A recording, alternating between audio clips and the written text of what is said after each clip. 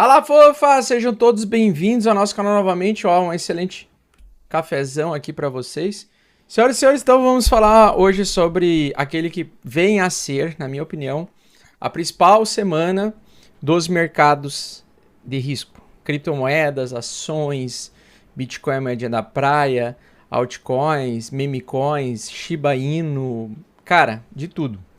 E hoje nós vamos falar então sobre os gráficos e notícias, informações importantes.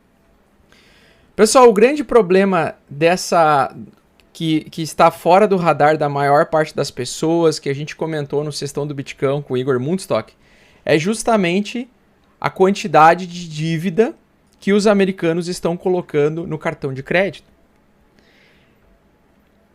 A gente, que nem aqui no Brasil, a gente vive e trabalha com uma cultura muito semelhante à do americano. A diferença é que a gente é bem mais pobre do que os americanos, né?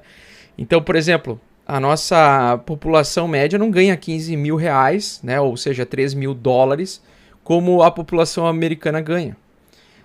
A nossa renda, a maior parte das pessoas no Brasil é pobre.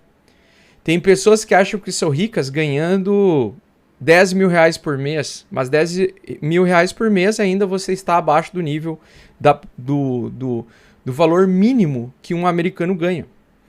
Então, muita gente no Brasil tem pouco, inveja aqueles que conseguem conquistar um pouco mais, e aqueles que conquistam um pouco mais acham que estão acima dos demais. A gente tem essa cultura um pouco imbecil de ser soberbo, né? No momento que as pessoas começam a comparar salários e rendas. Mas a bem da verdade é que 80%, talvez até mais, por cento da população brasileira, e na minha opinião, quem ganha menos de 2 mil dólares por mês, não é uma pessoa rica, não é uma pessoa bem endinheirada. Por isso que a gente precisa lançar mão de assumir mais riscos e sair de um ecossistema que nos gera crédito para que a gente tenha dívidas futuras. Por que no Brasil Casas Bahia dá certo? Por que no Brasil, por um tempo, né? Casas Bahia dá certo, Americanas por um tempo deu certo, Submarino deu certo por um tempo. Porque porque a Van deu certo, né? Vamos fazer esse questionamento. Porque eles oferecem produtos com parcelas de 36 vezes. Então, ou seja, a gente vive numa cultura onde a gente sempre está até o pescoço atolado de dívida para ter coisas. Então, vocês precisam entender que, você aceitar ganhar menos de 15 mil reais, independente de onde tu mora, é pobreza, cara. É pobreza. Você não vai conquistar os teus sonhos ganhando menos que essa merda. Simples assim, eu quero viajar. Tu vai viajar, tu vai se endividar, vai fazer o teu cartão lá 15x. Então no Brasil é muito mais grave isso daqui, né? Nos Estados Unidos, quando a gente chega num determinado pico, tá? De dívida, a gente tem uma insolvência, uma falta de dinheiro. E isso acontece geralmente nos períodos de recessão. Então a gente está de novo num dos topos muito perigosos que já aconteceram no crash de 2020, e esse é um problema, né? No crash de 2020 e na grande recessão de 2008, onde os americanos médios estão perdendo emprego, estão se endividando e empurrando dívidas para frente. Uma hora essa conta vai chegar, vai faltar dinheiro. Então eu acredito que com a recessão que está acontecendo, as pessoas não vão admitir, mas a recessão já está acontecendo, meu. Porque se 10 mil pessoas só no Google vão perder o emprego, o que vai acontecer com essas pessoas, né? Para quem elas vão trabalhar? Eu sei que a economia ainda está forte nos Estados Unidos, eu sei que quando eu fui lá tinha muitas plaquinhas de solicitação de emprego e tudo mais, e realmente pode ficar bem mais para frente essa recessão. Só que eu vejo apertamento quantitativo ainda acontecer e eu não estou vendo motivos para as pessoas saírem comprando enlouquecidamente ativos de risco agora. Principalmente em que o Banco Central americano quer atrair investidores para o Tesouro Direto americano, que faz com que você consiga drenar dólares quando você troca dívida, papéis de dívida pública por dólares. Trocando esses papéis, que é o título do Tesouro, eles conseguem retirar dólares de circulação. E a gente ainda está nesse processo. Então eu acho que, eu espero muito que seja um rally de alta que dure um semestre igual a 2019. Mas eu não acredito, por exemplo, que o Bitcoin passará dos 38 mil dólares, por exemplo, nesse ano, tá? Então, acredito que o preço poderia chegar até os 38 mil dólares com esse FOMO, com essa vontade, esse desejo gigante de fazer lucro, né? As pessoas estão sedentas para fazer dinheiro. Acho que por um período longo pode acontecer, um período de algumas semanas, se a tendência semanal for confirmada essa semana. Então, durante essa semana, a gente pode ter a confirmação da tendência de alta semanal, tá? Ou a rejeição da tendência semanal. E aí eu vou explicar para vocês o que é uma rejeição e o que é uma confirmação. Para mais dúvidas, então, antes da gente ir para os nossos gráficos, o triângulo simétrico. Ele saiu de um triângulo simétrico, ou um padrão que a gente pode chamar, sei lá, padrão diamante. Eu chamo de triângulo simétrico, tá? Que é um padrão de continuidade de alta. E eu vejo que a barra de hoje está querendo engolir a barra de alta. Geralmente, o que acontece depois daqui, pessoal? Geralmente, ele está mostrando para nós um enfraquecimento já nesse ponto aqui. Uma retração. Mas muitas vezes acontece o seguinte, ele trava aqui, esse é o gráfico diário, tá, pessoal? Ele trava aqui, faz uma sombra, ameaça que vai perder o fundo anterior, não perde e volta a subir. E aí ele chega na primeira resistência e aí ele começa a aloprar. E aí ele começa a fazer a reversão. Então o que acontece? A gente ainda tem espaço para subir até os 25 mil dólares no caso do Bitcoin. Ainda dá para ver o Bitcoin dos 23 aos 25, só que esse tipo de barra aqui eu não gosto de ver. Porque ela é uma barra de rejeição da barra de sinal compradora. E quando ela faz já logo em sequência, ela não dá tempo de respirar, geralmente ela faz um engana-trouxa aqui. Ela pega aqui, volta, então ela faz uma ameaça que vai cair, mas na verdade ela faz uma sombra, e ela volta a subir no resto da semana.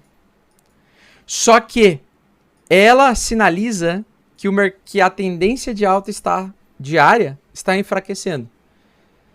Então essa grande venda é um sinal de enfraquecimento da tendência. Então eu posso afirmar para você, se eu olho para uma barra dessas, eu acredito que os próximos dias pode continuar subindo? Acredito. Só que é uma barra que sinaliza desgaste da força compradora e uma perda da força compradora. E aí ele pode bater, assim como lá no S&P 500, o suporte majoritário é os 4.200, nós temos aqui no Bitcoin uma região que compreende entre os 25 mil e 28 mil, que é a mega resistência, que é uma região que provavelmente não vai passar. Por quê? Porque ele é um suporte, pessoal, poderosíssimo, tá? Deixa eu até botar um pouquinho mais pro alto aqui, ó, 28 mil.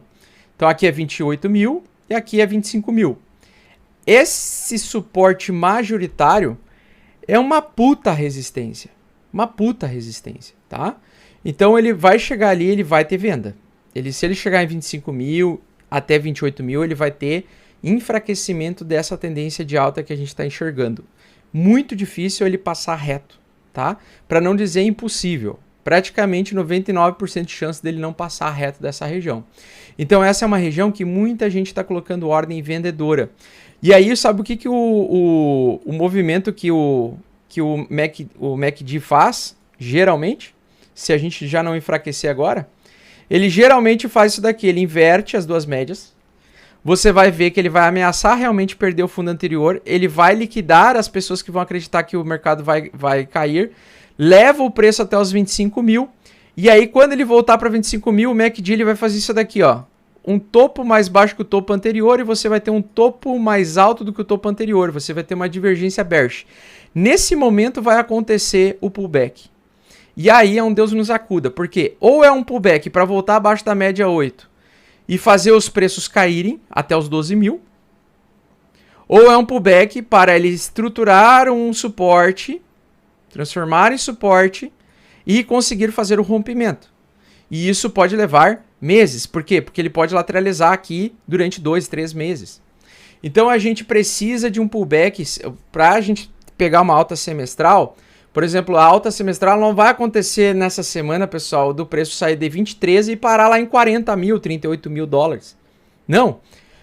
Ele ficaria, por exemplo, aqui, ó, pegaria um mês de alta, como foi janeiro, fica lateral no mês de fevereiro, faz a acumulação. Se ele se manter acima do suporte e conseguir romper a resistência dos 25 mil dólares e 28 mil dólares, aí a gente, talvez lá em maio, em junho, a gente chegue nos 29 mil, 35 mil, 38 mil, enfim, a gente teria um impulso de alta semanal.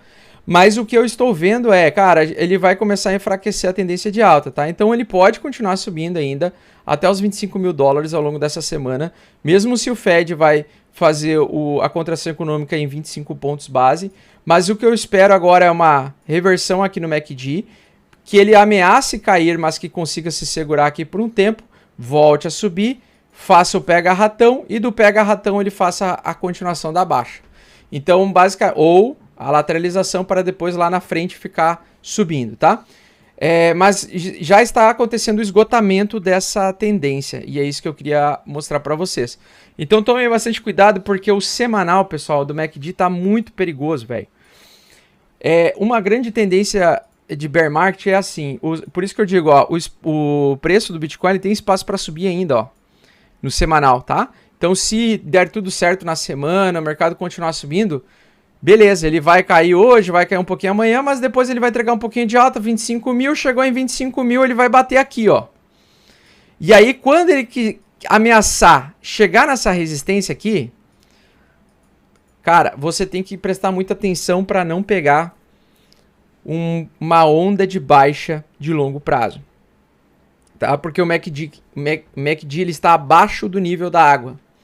Então, por mais que a gente fale sobre porque tem um gráfico, e esse gráfico MVRV ele está sobrevendido demais e é hora de comprar.